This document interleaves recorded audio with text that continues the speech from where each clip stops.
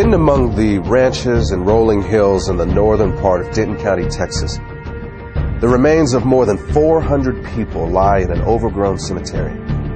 And even though it was abandoned and forgotten a long time ago, a few headstones can still be found. But most of the graves in this place never had a marker to begin with. That's because the people who were buried in them were considered to be property, not much different than a horse or a mule. This is where slaves were buried.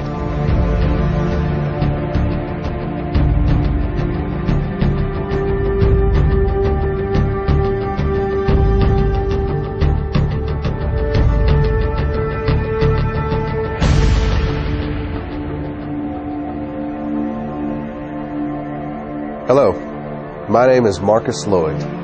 And I'm Michelle Renee. We thank you for joining us. If you are African American, you and I will always be connected to the people whose bodies lie in that cemetery. Our ancestors may have worked alongside of them in the same cotton fields. They could have been bought and sold at the same auction houses or had chains hammered around their necks by the same overseer. Some of them may have even been hunted down by the same slave catcher or whipped by the same master. For almost 250 years, our people were held in bondage. And today, this period of history has come to be known by an ancient Swahili word. It's called the Ma'afa. And it began when the first Africans were shackled to the bottom of a slave ship. But the irony is that it did not end when the slaves were freed. In fact, it hasn't ended yet.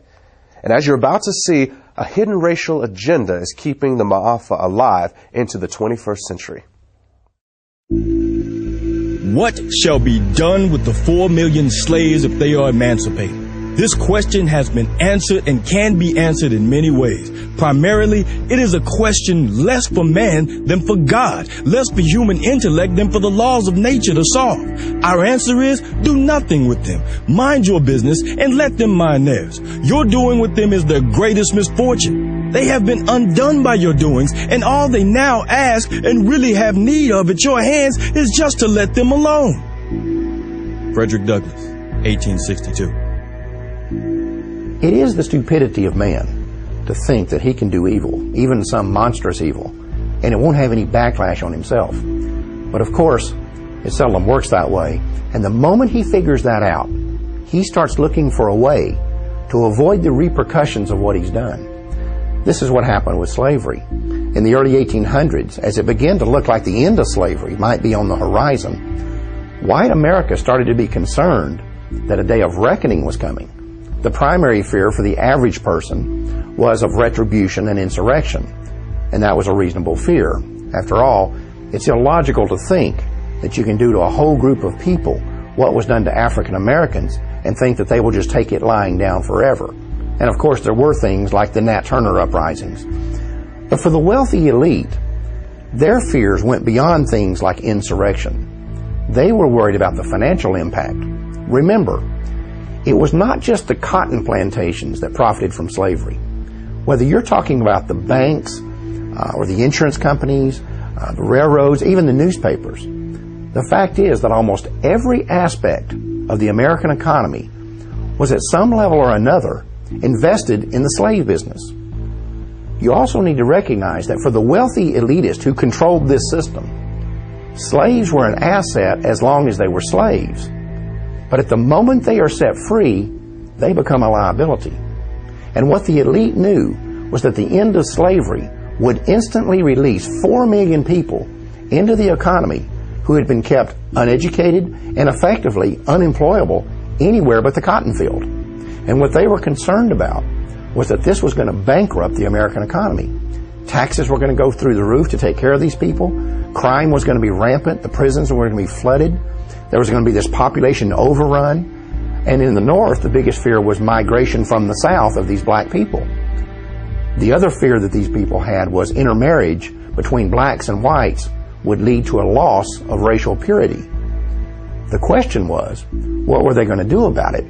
And their initial thought was that they would just send all the slaves back to Africa. This plan was called colonization, and it had broad support among the wealthy elite. In fact, the American Colonization Society was even funded by the United States Congress. But in the end, colonization proved to be unworkable, and the idea was eventually scrapped. But about that same time, a new philosophy was emerging in the world. It was called eugenics, and for some, it seemed like the perfect solution to what had become known as the Negro dilemma.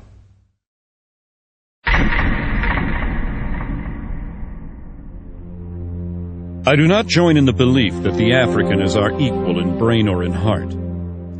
And I believe that if we can, in any fair way, possess ourselves of his services, we have an equal right to utilize them to our advantage. Francis Galton, 1857. Francis Galton is known as the father of eugenics. He actually coined the phrase eugenics. So he believed in trying to increase those he felt were superior in stock and decrease those he felt were inferior.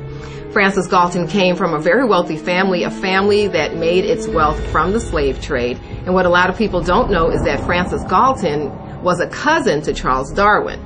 Francis Galton took Charles Darwin's philosophies and ideas and thoughts, and he actually put them into practice, and that's what we know today as eugenics.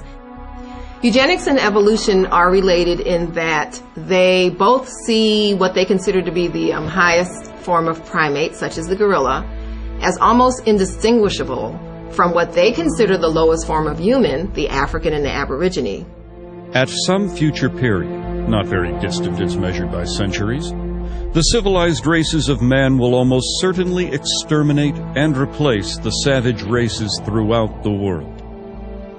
The break between man and his nearest allies will then be wider, for it will intervene between man and a more civilized state, and some ape as low as a baboon, instead of as now between the Negro or Australian and the gorilla. Charles Darwin, 1890.